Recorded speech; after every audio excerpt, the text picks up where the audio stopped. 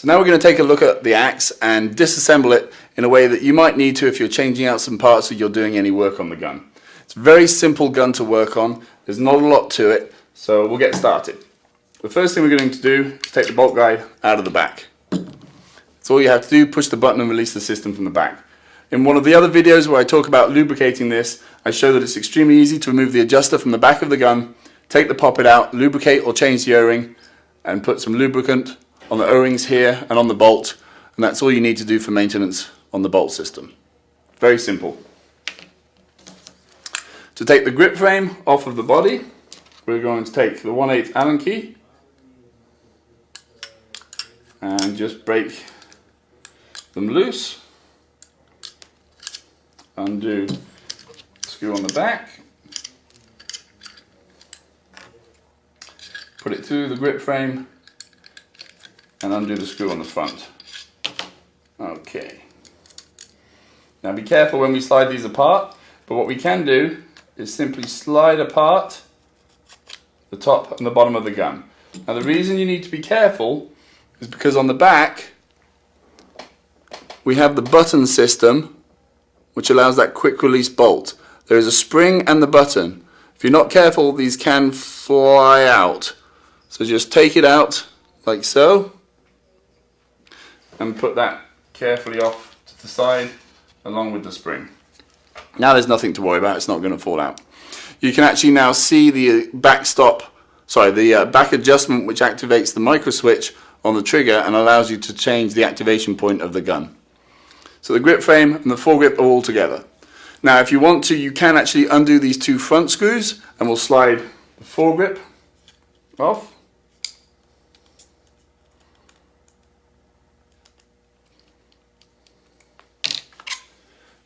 And so we have the grip frame and we have the foregrip. Inside the foregrip, there's one screw on the bottom of the foregrip. We actually hid this screw, so you just have to go through with a hole. And that was done so that if it comes loose, it doesn't come loose and fall out before you notice it. Even though that plate's loose, you can see the screw's not falling out and the plate's not falling out. We're going to do that completely. Off comes the plate. And this is where you would change your battery. You can see the battery in there and you can see the circuit board. And it is compatible with all aftermarket circuit boards for the Invert Mini. There we go. If you need to replace or change that circuit board, you're simply going to take out the battery. And then there is one screw, try and get it on camera, one screw right at the top there, and you just undo that screw.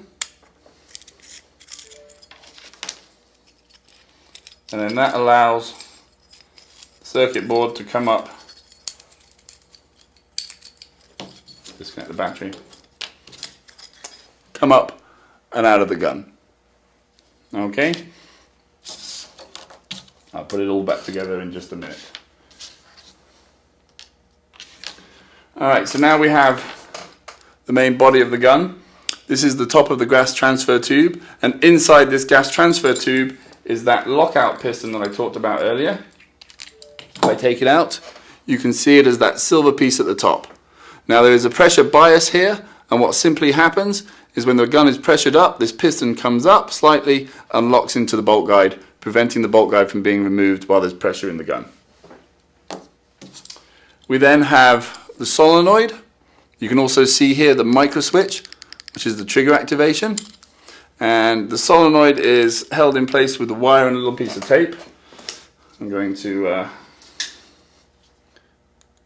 just cut that so I can take it apart and show you how it all comes together. To take the solenoid out, we're going to carefully get hold of the clip at the bottom and separate the clip from the circuit board. And then we just take the solenoid and we unscrew it. Very easy. It is the same solenoid that comes in the Invert Mini, the TM7, the TM15, so it's completely compatible with some spares that you may already have. Okay, and that's the underside of the gun. Now we're going to take out the gas transfer plate. And we take our Allen key and we just make those screws come loose. When using Allen keys, use the long end of the Allen key to undo a screw, and when you're tightening it, you never need any more force on an Allen key than you can get by using the short end to tighten.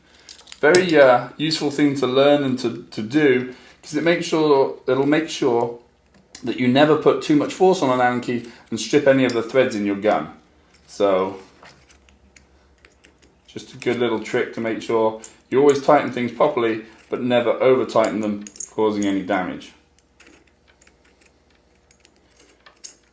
Okay, now be careful as we take this off. Take the plate away. Now in the back here, we actually have the piece which works for the quick release. Now be careful when you take this up or you turn it upside down, there's a little ball bearing in there. You do not want to lose that ball bearing. Sometimes it doesn't come out too easily. No, it definitely doesn't want to come out. Great. If it doesn't want to come out, don't make it come out. Leave it in there, but just be careful to make sure that you don't ever lose that ball bearing. Alright, on the back of the gun now, you're going to see the circuit board that we have. And the circuit board with the sensors in the Axe is not the same as in the Invert Mini. It's longer because the gun is longer, and it has this new micro switch for the activation on the back. But that is the sensor board. These are the breech sensors that detect the paintballs in the breech of the gun. I'll put that over to the side. Now when we take a look underneath the gun, we have the manifold seal, which seals all the gas and transfers the gas through the gun. And then we also have 3 holes. The rear one brings the gas from the solenoid through to the bolt system.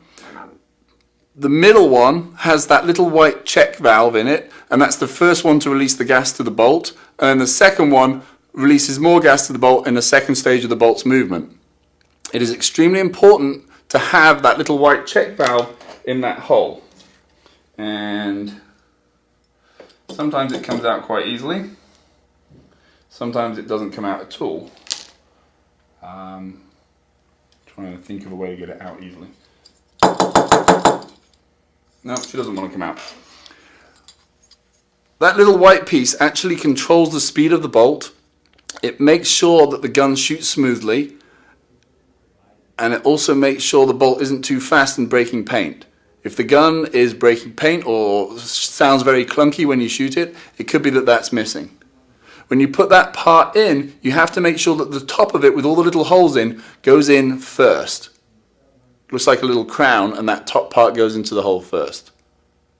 Okay, that's all there is on the gun. The threads on here are Smart Parts ion threads. It's compatible with a lot of different aftermarket feed necks. And the only last thing we're going to take a look at on the body is the ball detents. And these are the same ball detents as we have on a lot of our guns. Completely rebuildable. It's a Delrin tip, and there's a spring inside. We also have spares in the spares kit if you need them. And there's one on each side. They just unscrew and put them back in. Screw them down tight. Tight as you can with the short side of the Allen key, and that should be plenty tight. So that's everything on the inside of the gun. The only other things to take a look at is the grip frame, and I will take off panels from the side.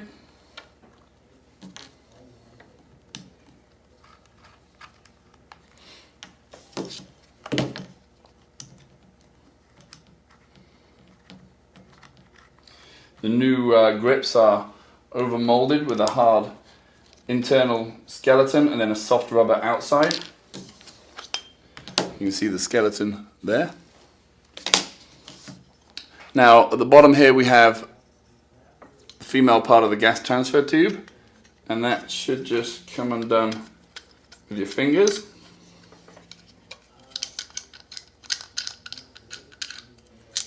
Okay. There is an O-ring on the bottom, a very important O-ring that seals into the regulator. Now we have the ASA system, which mounts on a rail, and we're going to loosen the screws from the side.